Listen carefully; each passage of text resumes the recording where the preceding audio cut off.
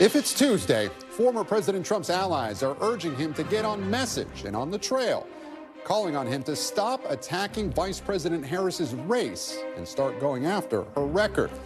Plus, Israel putting its military on high alert as the country readies for retaliation from Iran and its proxies, and as top U.S. and Arab officials prepare to hold a critical round of ceasefire talks over the war in Gaza.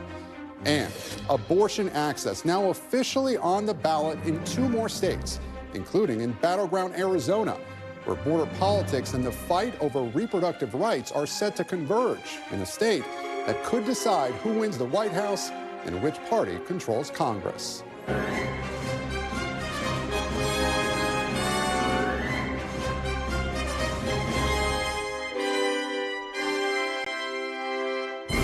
Welcome to Meet the Press Now. I'm Gabe Gutierrez in Washington as former President Donald Trump takes his campaign to a familiar place with familiar attack lines, even as his own allies warn he needs to refocus his message against Vice President Kamala Harris.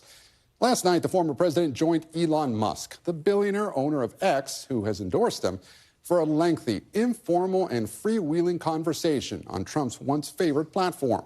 After about 40 minutes of technical difficulties, the conversation went on for more than 2 hours. At times, more than 1 million people were tuned in.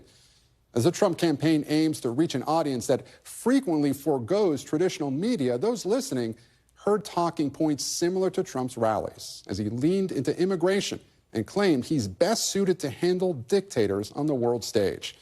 All of it while attacking Vice President Harris as, quote, radical, and repeating his conspiracy theory that President Biden was forced out of the 2024 race against his will.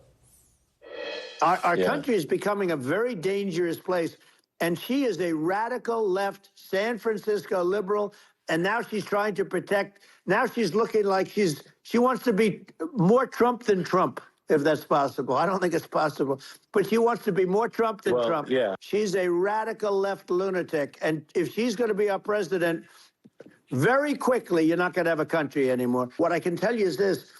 We cannot have a Democrat. We cannot have her. She's incompetent. She's as bad as Biden. This was a coup. This was a coup of a president of the United States. He didn't want to leave, and they said we can do it the nice way or we can do it the hard way. It comes as NBC News reports top Trump allies are privately and publicly putting pressure on the former president to refocus his message and stay away from personal attacks. I think Donald Trump is going to better serve the country and better serve his own electoral prospects by focusing on his policy record and how his policy vision is different from Kamala Harris's. The winning formula for President Trump is very plain to see. It's fewer insults, more insights, and that policy contrast. Stop questioning the size of her crowds and start questioning her position when it comes to what did she do as Attorney General on crime. Question what did she do when she's supposed to take care of the border as a czar. Don't sit back, get out there and start making the case and use her own words to do it to her. Allies are also urging Trump to ramp up the intensity of his campaign. He is set to hold a rally in North Carolina tomorrow, after only hitting the road once last week in Montana. But even without the former president himself on the trail, a pro-Trump super PAC is planning to put his message before voters, announcing a $100 million ad buy across 7 battleground states in the run-up to Labor Day. And on the Democratic side of the race, Vice President Harris has largely been out of sight this week after touring swing states with her running mate last week. And moments ago, Governor Walz wrapped up his first solo campaign event, speaking at a union convention in Los Angeles. So let's bring in my NBC News colleagues who are covering the presidential race. Garrett Hake is with me here on set. He's covering the Trump campaign, of course, and Mike Memole is outside the White House. He's covering the Harris campaign. Garrett, I want to start with you. So this conversation between Elon Musk and Trump yesterday, look, the platform was, I guess, sort of new. You know, it's like kind of Trump revisiting Twitter, revisiting X. How has this conversation been received? Well, I think within Trump world, they're reasonably happy with it. I mean, you basically had the rally speech on half-calf going out to an audience who's probably not ever going to go to a rally and certainly not ever going to see coverage of Trump on traditional media. That's a big part of their strategy. I mean, they firmly believe that there are enough sort of untapped would-be Trump voters out there who they just need to activate. I'm not convinced that anything he said in that conversation last night is particularly good at activating them. But, you know, that's a problem the campaign might not be able to solve. They're stuck with this candidate. So, and Gary, you made that point before that they're trying to reach a sliver of the voting base. But look, anyone on that platform last night, were they not voting for Trump anyway? That's the thing. Again, if you were inclined to vote, you're probably voting for Trump. But you got to remember, I mean, this is part of it. They think these are not necessarily like Republicans or sort of, this isn't like convincing a Nikki Haley Republican to be a Trump Republican. This is convincing somebody who doesn't care about this system, who doesn't care to vote, who's going to sit around and play video games otherwise and have their ex, you know, scrolling in the background, then maybe it might be worth the trouble to go out and vote. That's the audience of this. You know, I was struck by Kellyanne Conway in the soundbite we just played. All this talk about his advisors trying to rein him in. Gary, how many times have we heard that over the last... Hundreds. I mean, 8 years now. Is that going to work? Can he be reined in? Is this just Groundhog's Day that we keep hearing this? Look, I mean, can he be changed? No. Can he be focused? Yes, we've seen it in the past. We saw it in 2016 after the Access Hollywood tape where he really dug in for the last couple weeks of that campaign and ultimately won. He is able to focus, and I think that's why you see people communicating with him on television, which is usually more effective than the behind-the-scenes calls or calling staff. That's where he gets his messages. He can focus, he can't change. And so I think before the convention, the Democratic convention, I don't think we're going to see anything different. Maybe comes out of the gate afterwards with a little bit more oomph. Right. But, you know, beyond that, no, we're dealing with the same guy. So he can focus, but can his advisors actually get him to focus, or it really has to come down to him? Then nobody can make him do anything. I think that's mostly correct, yes. So, you can build the path for him, and he's got to decide if he's going to take it. So he also mentioned that he's going to Butler, Pennsylvania in October.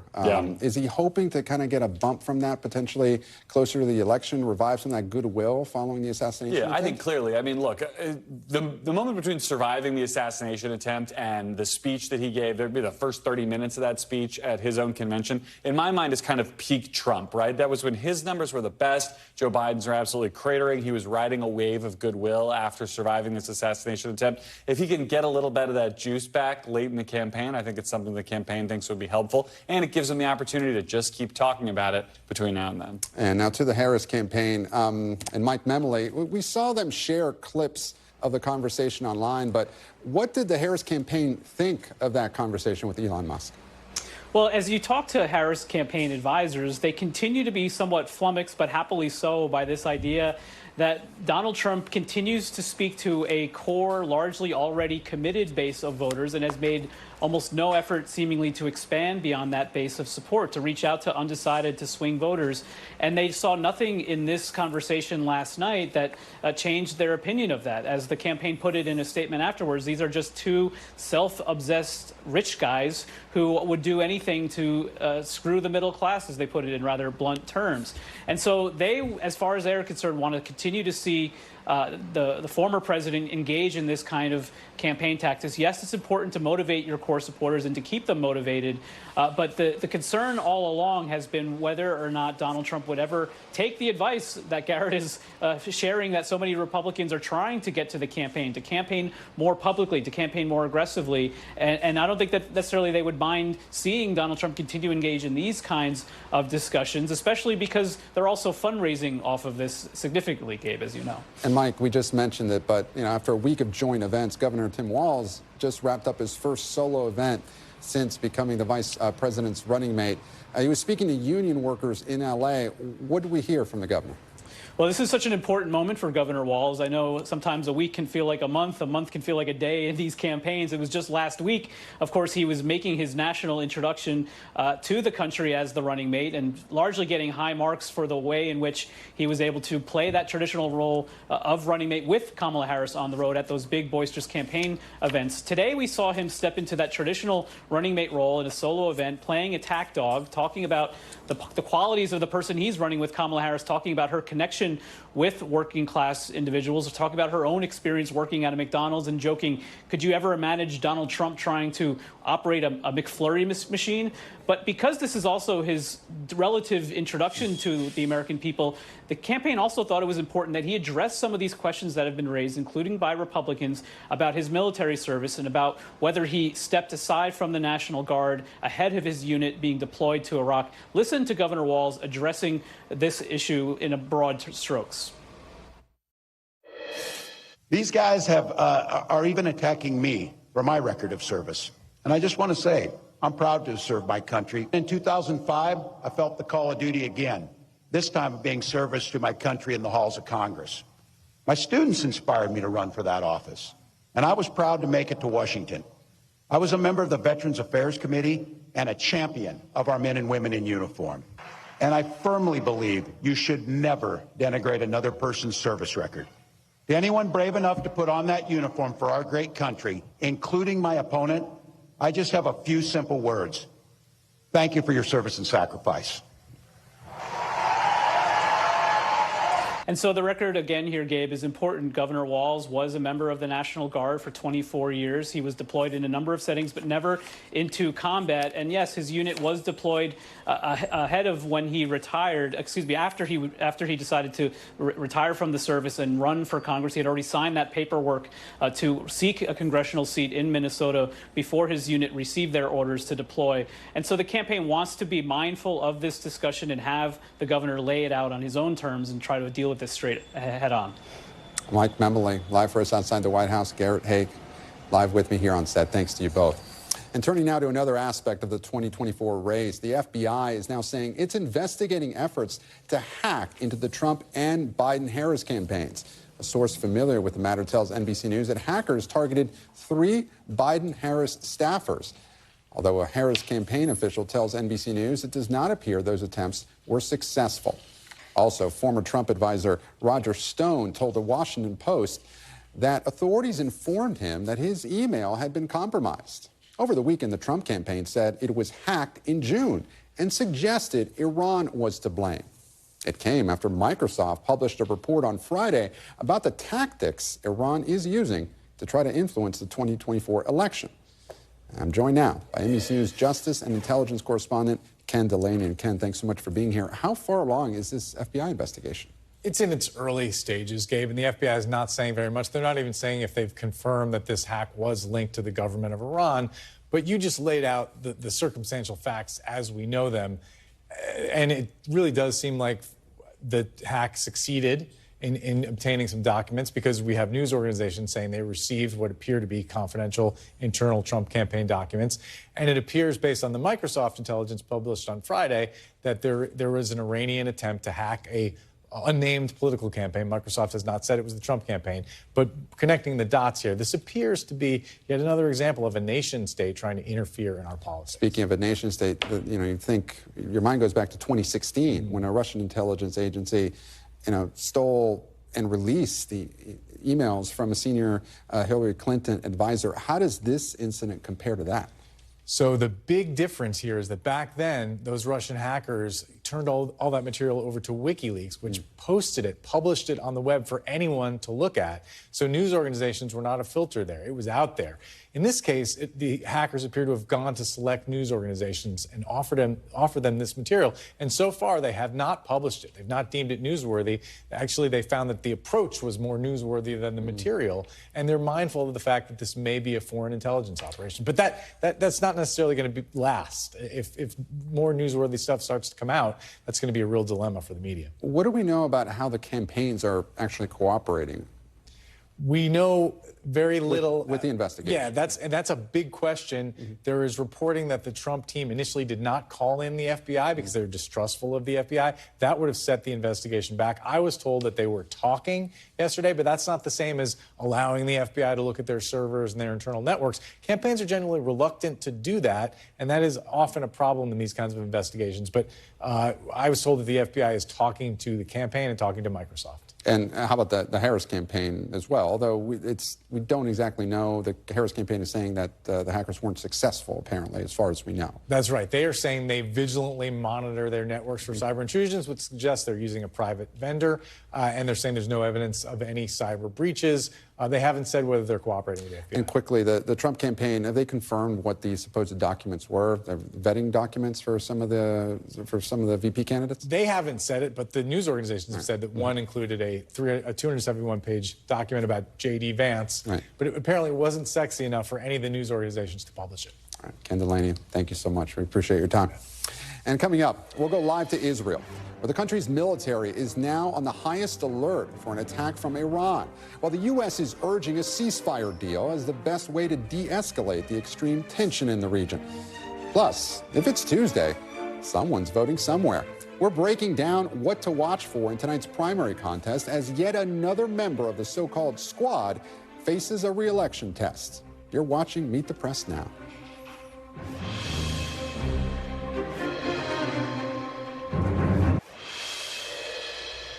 Welcome back. The U.S. and other mediators in the Middle East are forging ahead with their diplomatic push to try to broker a ceasefire in Gaza.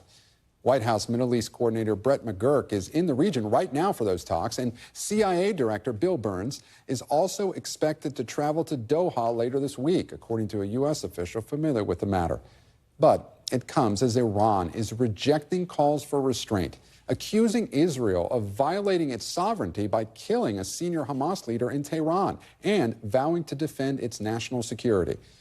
The White House says it is prepared for what could be significant attacks by Iran.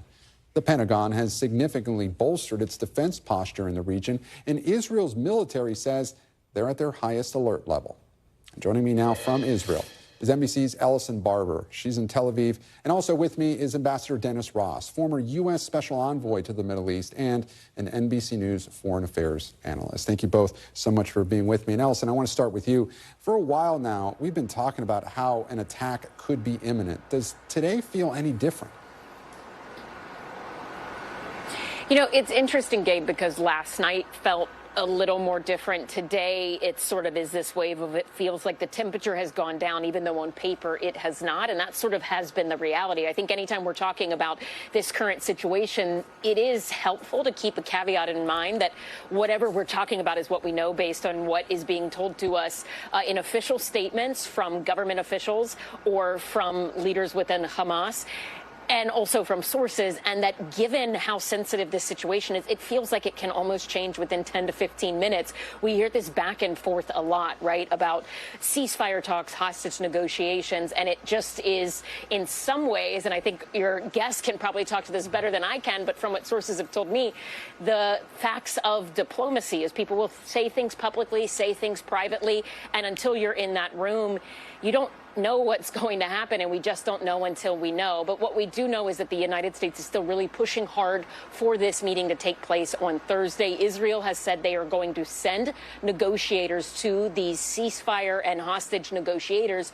So far, Hamas has told us they will not. There was some reporting earlier today that Hamas was going to show up to those talks. A top Hamas political leader, his name is Dr. Bassam Nayyam, telling NBC News this, quote, "The movement's position in the statement is clear, no need for any new rounds." So they're still maintaining, at least in conversations with us and in most of their public statements, that Hamas does not intend to participate in these negotiations or conversations.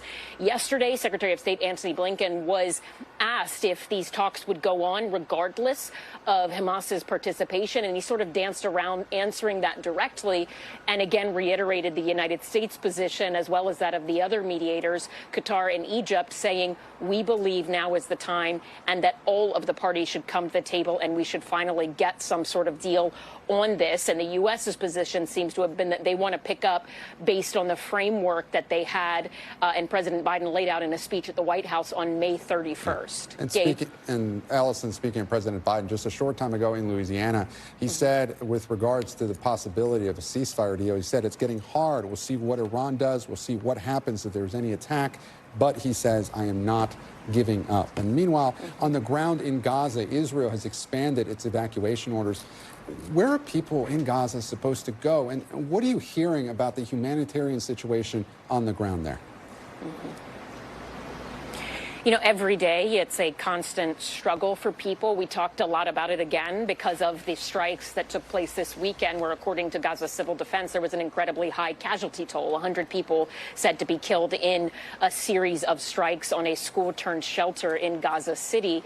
But in terms of where people are able to go, we've seen this take place in the south, where there are different areas that Israel has identified as safe zones. But what we constantly hear from civilians inside, and one person in particular particular I have been talking with since October 9th, they tell us they don't feel like they really have any safe place to go. One thing I think a lot about when we're talking about the situation inside of Gaza is a thing that guy told me, my contact, who again I've been talking to since October 9th. He said every day he felt like he had to make a choice, and he lives in southern Gaza, has been in and out consistently in what has been deemed safe zones. He says every day he feels like he has to make a choice. Does he wait to see if he dies in his home in an airstrike? And does he stay inside and possibly starve, or does he go out and try and find food? But he says all the time finding food is a struggle, and they feed the children and the family first because they're not sure if they're going to get more. And that's something he's told me consistently for the last almost 11 months. Gabe? Impossible decisions there on the ground in Gaza. Ellison Barber, live from Tel Aviv. We thank you, Ellison. And turning now to Ambassador Ross, as we mentioned, Ambassador, Iran is rejecting calls to stand down on retaliation. But given the diplomatic activity happening this week in the region, does that put pressure on them to contain or to limit their response? And could these ceasefire negotiations delay or limit the retaliation? Look, it's a very interesting question, because one of the things the administration has sought to do is to both pressure the Iranians not to complicate ceasefire talks, because the Iranians are, in theory, are saying they want to see a ceasefire. On the other hand, the Iranians are trying to convey to everybody that they still intend to respond to the Israelis. So the question is the ceasefire really important for Iran? Is it something that can put them on the defensive if it looks like this is something that can materialize? Or do the Iranians themselves have an interest in using the ceasefire as a way of perhaps striking the Israelis at a time when they think the Israelis might be lowering their guard a little bit? One of the things we haven't seen the Iranians do is strike yet. Are they trying to, in a sense, get the Israelis into a position where they become less convinced that a strike is coming? Will they use the ceasefire talks as a device in that regard? Or are they serious about actually wanting to see a ceasefire in Gaza? And do they have an interest, in a sense, in holding back to wait and see what materializes? There are reports coming out of Iran that they are interested in seeing a ceasefire succeed. So much, I have to say, so much of my experience in doing diplomacy is dealing with the reality of what someone is trying to do and the disinformation that they try to create. Right. And, to that point, Iran said today, at least publicly, that they have no plans to participate in ceasefire talks. And so even if they aren't directly involved, how much influence does Tehran have over whatever deal its proxy Hamas might agree to? In the end, I think Hamas is making its own decisions when it comes to this. Yes, the Iranians have provided the money, the material, the training in the arms, the production of the arms, but the Hamas is basically, they're the ones who made the decision. And look, the key decision maker is Yahya Sinwar, and he's in Gaza. And he obviously appreciates material support from Iran, but he makes his own decisions, and Hamas will make their own decisions. If they decide that a ceasefire and a hostage deal, which allows them to get Palestinian prisoners released, is in their interest, if they decide that a ceasefire is in their interest because it creates a reprieve, they're going to make that decision. The question we've all had all along is that nobody has been a good predictor of what Yahya Sinwar is going to decide to do. He sees himself in historic terms. He defines himself as being, like a latter-day Salah ad-Din. This is someone who has inflicted in his mind a defeat on Israel. And the question is, does it serve his interest to do a ceasefire at this point? At this point, I would say he's probably still negotiating. Well, Ambassador, the New York Times has reporting that during these negotiations, Prime Minister Netanyahu has added new conditions to Israel's demands. So what do you make of that? This question has come up before. Is it in Netanyahu's political interest to prolong these talks? Clearly there's a division of opinion about that within Israel. There are those who think that he is prolonging the talks because his coalition is unlikely to survive if he does a deal. You have the right-wing members of his coalition, ministers Ben-Gvir and Smotrich, who have said this is a surrender deal and they would basically bring the government down. Is that the reason we've seen this? Or is he negotiating? In effect, some of the conditions that he added, they were within the framework, but he was raising what he was seeking in terms of what would happen on the Egyptian-Gazan border at Rafah and the Philadelphia corridor. He was insisting that there be more mechanisms to be used to prevent Hamas, who are armed, returning from the south to the north. He was insisting on having more of a veto over which Palestinian prisoners could be released. All of these issues, you could say, are quite relevant to what's being negotiated, but his own security establishment felt they had sufficient answers on each of these to be able to do a deal.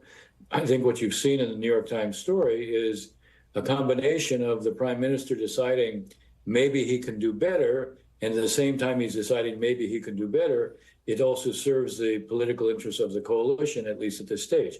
I still think you get to the point where the administration announces there's a deal and that Hamas has been prepared to accept it, it would be very hard for him at that point to say no. Ambassador Dennis Ross, we thank you so much for your time and your expertise. We really appreciate it. Pleasure. Thank you. Up next, how the battle over the southern border and the battle for the White House and control of Congress are converging in Arizona. You're watching Meet the Press now. Stay with us.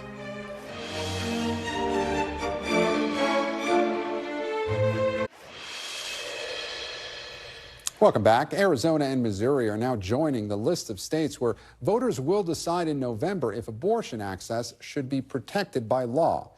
This afternoon, Missouri's Secretary of State confirmed an abortion ballot initiative met the requirements to be placed on the November ballot there. Missouri has a near total ban on abortions. The amendment would allow abortions up until a fetus could survive outside the uterus, quote, without extraordinary measures. The point of fetal viability is generally at about 24 weeks, but varies based on the circumstances of each case. Meanwhile, in Arizona, the Secretary of State's office released this video late last night showing him signing a document that will put an abortion measure on the state's ballot. Arizona's current law bans abortions after 15 weeks and includes exceptions for medical emergencies. Just like in Missouri, Arizona's amendment would allow abortions up until fetal viability. At least 8 states will now have abortion measures on their ballots, including Florida and Nevada. And while the issue of abortion will be on the ballot in Arizona, the issue of immigration is also front and center in that border state. It's an issue animating the race for president and the race for Senate in Arizona. NBC News campaign embed Alex Tabbitt has more. At packed campaign rallies in the Sun Belt, we know our immigration system is broken, and we know what it takes to fix it.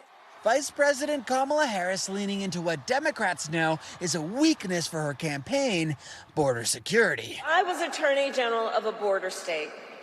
I went after the transnational gangs. A recent poll showing likely voters think former President Donald Trump would do a better job of handling immigration and border security than Harris. Illegal aliens are stampeding into America. A vulnerability Trump has pounced on. Every day, Kamala is letting migrant criminals roam free. Harris not the only Democrat taking on the issue. Ruben Gallego has stood side by side with me. Senate candidate Representative Ruben Gallego launching this TV ad. He's fighting for solutions, better technology, more manpower, so people like me can do our job. Arizonans want more border security. They want sane legislation. His opponent, Republican Kari Lake, blanketing the airwaves with some of his previous statements. Trump's stupid, dumb border wall. Do you still believe the border wall is stupid and dumb? I think border walls are necessary in certain areas. But putting border walls in areas that you don't need only costs more money, and it also costs manpower. Gallego used to identify as progressive. President Trump is going to build a wall. So that's right. It's called the progressive wall. It's all my brothers and sisters holding hands to stop Donald Trump. But now that he's vying for a Senate seat, he's ditching the label. Do you still consider yourself a progressive?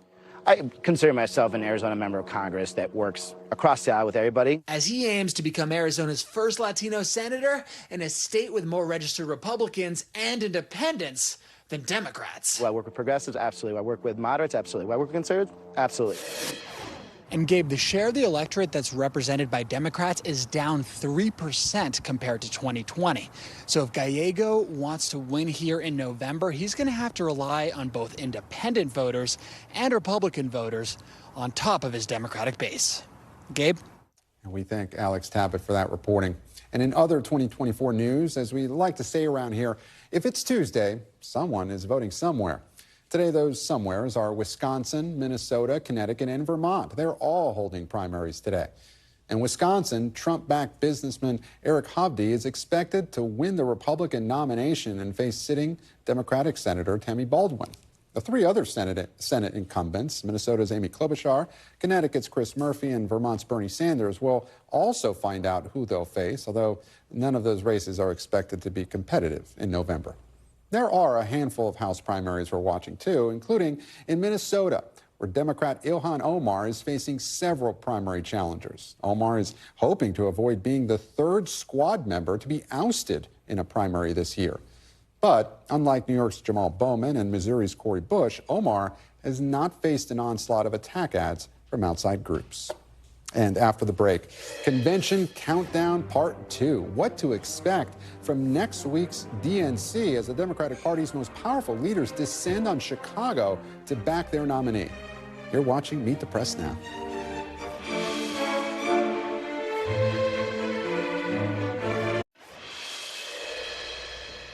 And welcome back. Lollapalooza may be over, but we've got the headliners announced for another big festival coming to Chicago next week, the Democratic National Convention.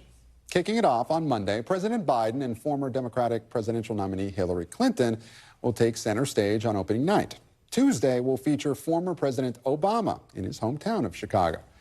Then Wednesday, Bill Clinton will speak at his 12th consecutive Democratic convention. Governor Tim Walz will also headline that night, which is the traditional night for the running mate speech. Finally, Vice President Harris will formally accept her nomination Thursday night in prime time. And in an effort to appeal to younger audiences, the DNC will be streaming the whole week of events vertically on TikTok, Instagram, and YouTube.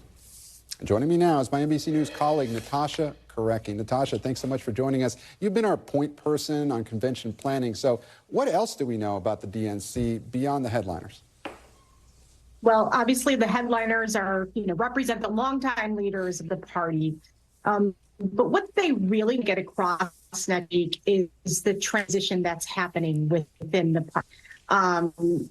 Toward the next generation and toward younger voters. It's supposed to be really fast moving. That means relatively shorter speeches, and it will mean featuring some younger faces. We're expecting to get a rollout of some more of these major people delivering speech. Expect the VP candidates that we've heard so much about the last couple of weeks to be live streaming, to be part of this. And what they're also trying to do is avoid a litany of, elected officials who are going to go up and repeat each other. They want to expect some of these speeches to be shorter and again, fast moving, trying to keep the audience glued to their televisions through the whole thing. And Natasha, I believe we have live pictures of President Biden either speaking or about to speak at his event in Louisiana right now. And I want to talk about, Dr. Joe Biden is speaking there, about to introduce him. Look, he hasn't been on the trail quite as much over the last couple of days since announcing that he would not, or that he was dropping out of the race. This is an official event down in New Orleans. But speaking about President Biden next week, he is talking on Monday at the beginning of the week. Do we expect his speech on Monday to kind of be the figurative torch passing at this convention? Absolutely. That's what you can expect. I mean, we've heard a lot about this in the last, few weeks, but Biden had once said he expected to be the bridge. And here's the moment that's really going to crystallize what he said 4 years ago. And he's going to be the bridge to his handpicked VP Kamala Harris.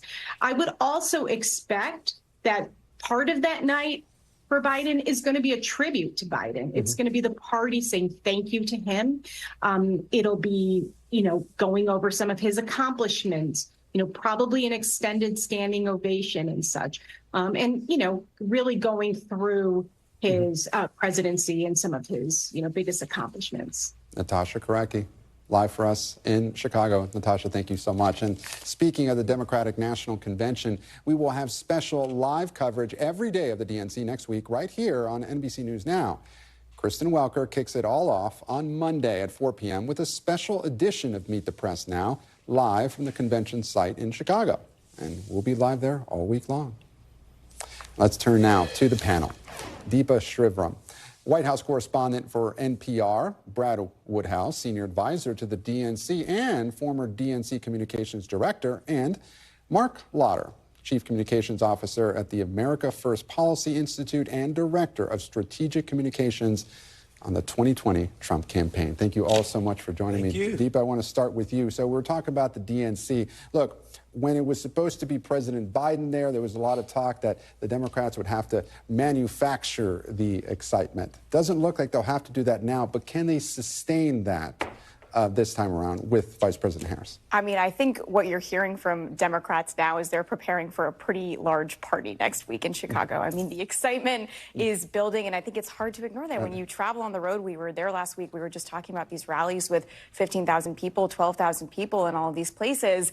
People are ready to show up for this ticket. I think there was a lot of suppressed kind of energy from voters who were looking for a different option, right? Both Trump and Biden were pretty unpopular candidates, and so they're looking for that exit lane, and they really found that in Kamala Harris, and that's kind of what Democrats are preparing for next week. You know, there was some NBC reporting last week. Somebody said it went from being a wake atmosphere to Mardi Gras, essentially. But Israel and Gaza still remains a major issue, especially in the Democratic Party. A lot of divisions there. We are expecting protests at the DNC. How big of an issue do you expect this to be, and could some of it spill out onto the floor? I mean, I think you're hearing from folks who, on the other side, right, who have been protesting Biden, who have been protesting this administration, who are pretty unhappy with the way that they've handled this issue so far. What I think you've seen from Kamala Harris is not a change in policy. I mean, let's be clear. She's not doing anything differently than what Joe Biden had been doing. But the way she's responding to protesters is slightly different. The way she's engaging with the conversation, slightly different. I don't think we can call this a shift. And I think folks who are very passionate about this are still going to have a lot to say next week at the DNC in terms of their protests. But they, you know, there used to be a conversation with the VP's team where, like, you know, there's no daylight between her and Joe Biden.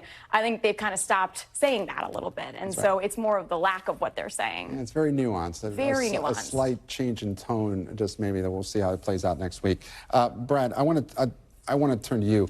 This is not how Democrats drew this up. So might there be something positive here in that they might peak at exactly the right time since they don't have such a large runway with this election? Everything is shifted now. Is the DNC coming at the exact right time for Oh my gosh, it couldn't be a better time. I had friends and family members, are we peaking too early? I'm like, it's less than 100 days to the election. There's no such thing as peaking too early. And what's worked out here, and look, I wasn't looking for this. I was with Biden until the bitter end. But what's worked out here is that, you know, we're getting kind of the final couple saves. I mean, they had a convention that was completely devoted to bashing Joe Biden. So that was wasted because Joe Biden's not running. And we got the last VP pick. We're getting the last convention. So in the big things where hundreds of millions or at least tens of millions of people are paying attention, we're getting the last two opportunities. And then, of course, there'll be a debate, but that'll be an opportunity for both. So we're getting the last big say. You know, Mark, the Republicans, they went first. And coming off of that convention, you'll remember, I mean, it was right after the assassination attempt. Republicans were riding high then.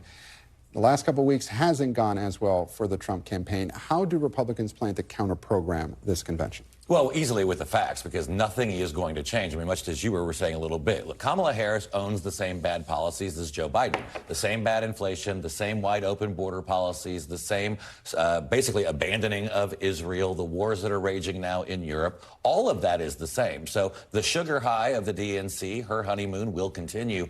But eventually we're going to have to get down to some substance. And good vibes, Mardi Gras, is not going to lower people's gas prices. And what we've seen so far coming out is that Kamala Harris has got more flip-flops than Jimmy Buffett.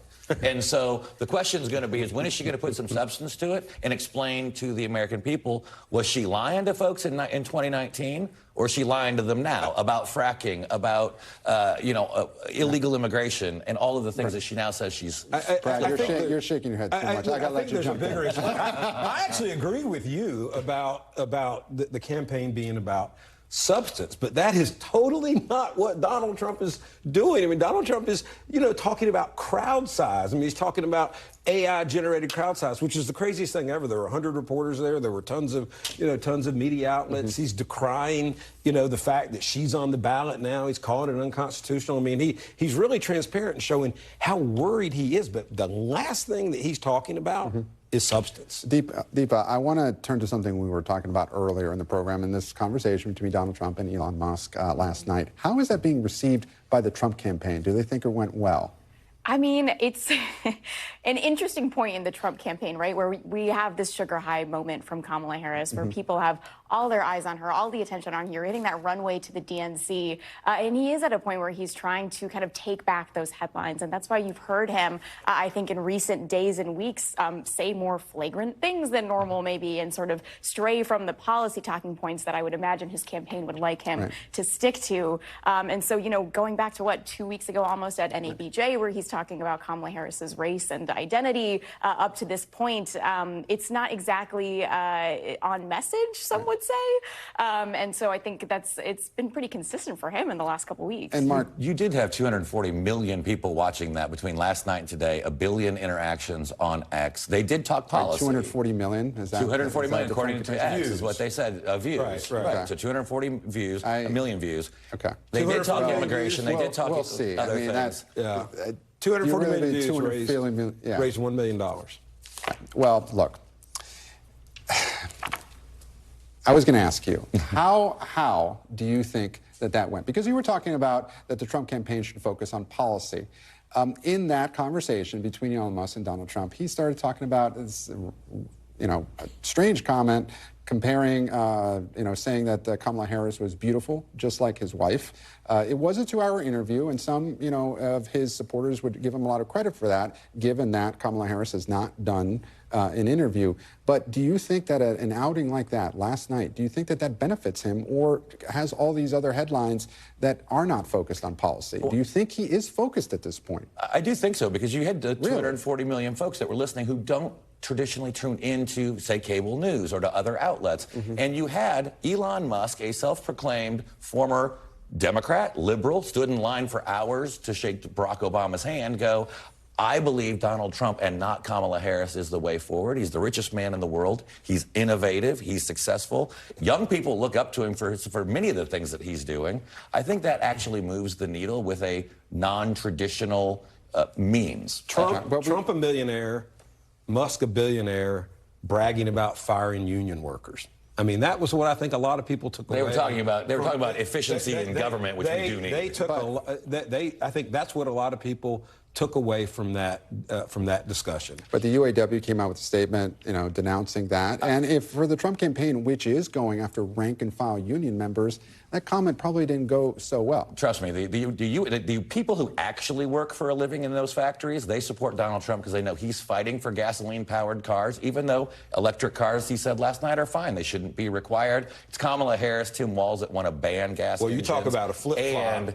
The Trump on electric vehicles is the biggest flip-flop ever. It happened because Elon Musk is shoving millions of dollars. He said he likes them, just don't require them, and I think that's where the American people are. That's a big flip-flop. So, Brad, as we run out of time here, I brought this up yesterday. Would you advise the Harris campaign to have sat down for an interview or press conference before the DNC? Well, look, I'm not going to advise the Harris campaign, but I would say this. You think she should have? She did a gaggle the other day. 5 questions were about Donald Trump. Not one was about oil prices or substance or the war. The war. That's not true. I was in that gaggle and we asked about the war. Well, and it was a 2-minute gaggle. Well, my point is folks should have better questions. Right. Well, look, and I will point this out. I'll let Deepa talk about this too. But there is a difference between a quick gaggle and a full-on press conference. It can be difficult to ask substantive questions. But I think her obligation is to speak to voters. And I don't know that her obligation is necessarily to speak to the press. Okay. I think her obligation is to answer questions, and I think her obligation is to be held accountable as an elected official. You can't really do that in 90 seconds. We do our darndest. I think we ask hard questions, and we demand the follow-ups, and we demand the sit-down interviews. Hold on. When we have those opportunities, and we haven't been given those opportunities yet, and it is incumbent on Kamala Harris as a presidential candidate to sit down and answer questions, and we should have that opportunity. I think it's incumbent upon a candidate to get elected. But I do think that she has said that she's going to sit down for an interview this month. It's the Biden basement strategy 2.0. They'll hide her as long as they can because she can't answer any questions. She's turned the polls around 6 points in 3 weeks. The debate will continue into the DNC next week. She's got a strategy that's working. We have to leave it there, running out of time. Thank you so much for the spirited debate, Deepa, Brad, Mark. Thank you. Really appreciate you guys being here. Yep. And still to come, what is next for Venezuela? And how will the U.S. respond as President Maduro cracks down on protesters who oppose his claim of victory in the presidential election? You're watching Meet the Press Now. Stay with us.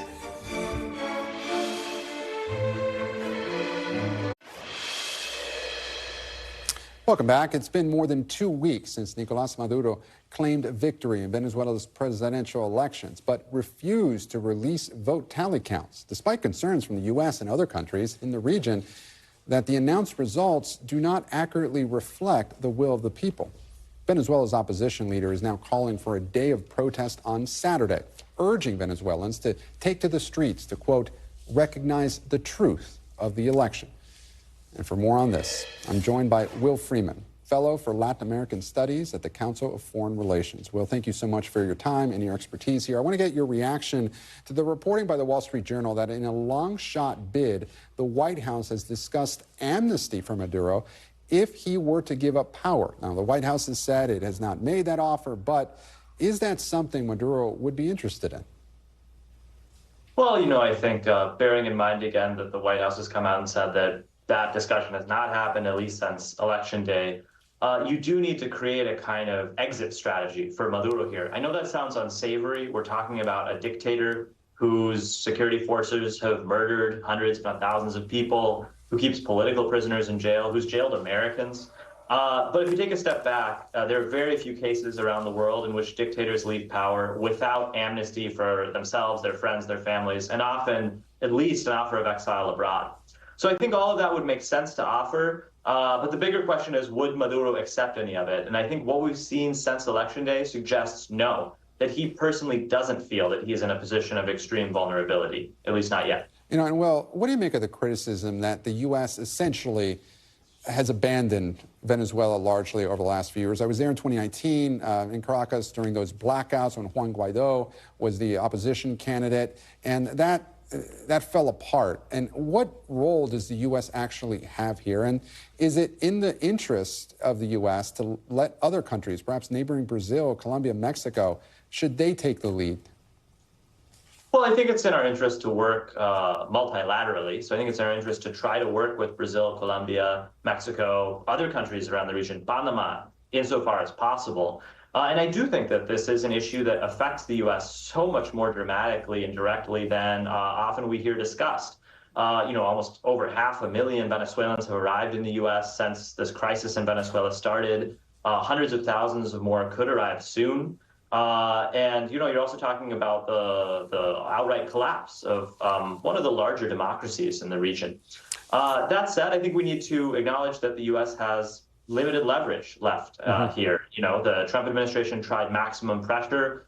That produced a number of unforeseen and unintended consequences, probably accelerated the migration, pushed Maduro closer to China, Russia, Iran. Now, the Biden administration is trying a more calibrated approach, try to incentivize Maduro to come to the table. I think that's had mixed success. You're looking forward to a situation where I think we have to recognize there are limits to what the U.S. can achieve. That said, it's no excuse for taking the eye off the ball or ignoring the situation. And before I let you go, Will, the opposition leader Machado has called for a day of mass protest on Saturday. So do you see that actually coming to fruition? And could it reveal any potential weaknesses or vulnerabilities within the Maduro regime? Well, I'd say that's almost the last hope we can have for Venezuela for now. I think the opposition was waiting on signals from Brazil, Colombia, Mexico, if they'd go forward with good faith negotiations, really try to get Maduro to make concessions. Unfortunately, we're not seeing that. So this is almost the last card the opposition has to play. But put yourself in the shoes of an ordinary Venezuelan. You're going out there, you're risking being shot, being disappeared, being tortured, taken into custody by the security forces. So if people do show up by the thousands, hundreds of thousands, it could provoke a split in the security forces, maybe, but these people will be running extraordinary risks. So if you put yourself in those shoes, it's an incredibly tough decision to make, and I think it's a gamble, but maybe the last gamble that this opposition has to play. Will Freeman, thank you so much for your time. Will, fellow for Latin American Studies at the Council of Foreign Relations. We appreciate your expertise. Thanks and for having me. We'll be back tomorrow with more Meet the Press Now. I'm Gabe Gutierrez. The news continues with Tom Costello in for Hallie Jackson right now. Thanks for watching. Stay updated about breaking news and top stories on the NBC News app or follow us on social media.